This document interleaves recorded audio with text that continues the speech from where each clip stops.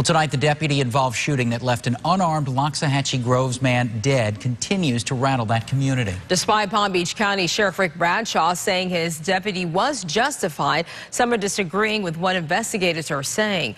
News Channel 5's Jeff Skrypek is at the scene of the shooting. He's near Okeechobee Boulevard and A Road with what angered residents are doing. Jeff?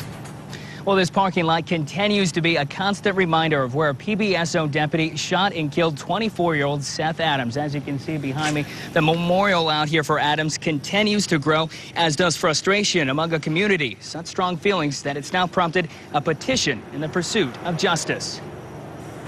But he actually pulled back the shirt to expose this. Palm Beach County Sheriff Rick Bradshaw standing by his deputy, Michael Custer, who shot and killed unarmed Loxahatchee Groves man Seth Adams. Sheriff Bradshaw saying Adams was verbally abusive, lunged at Custer, and put his deputy's life at risk. If you're going to assault a law enforcement officer or a deputy sheriff, then you need to be prepared to suffer the consequences. Strong comments from the sheriff that aren't sitting too well with those close to Adams. The sheriff's comments reflected an attitude of callousness and a low regard for human life. I believe that same attitude permeates his department and his deputies. Family attorney Robert Saylor isn't alone. Some in the community of where the shooting took place are outraged by what happened. Just the level of anger and somewhat afraid of law enforcement is how I feel at this point. Those feelings of frustration sparked an online petition on change.org.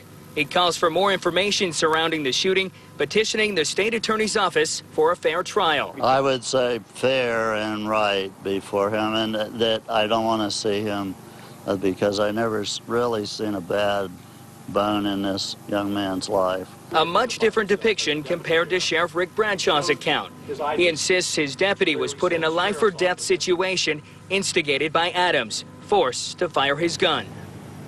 Now, the investigation is now in the hands of the state attorney's office, who will determine if the shooting was justified. Meanwhile, out here, family and friends continue to prepare for a vigil that's scheduled tomorrow night out here at the family nursery. Reporting live in Loxahatchee Groves, Jeff Skrypek, WPTV News Channel 5.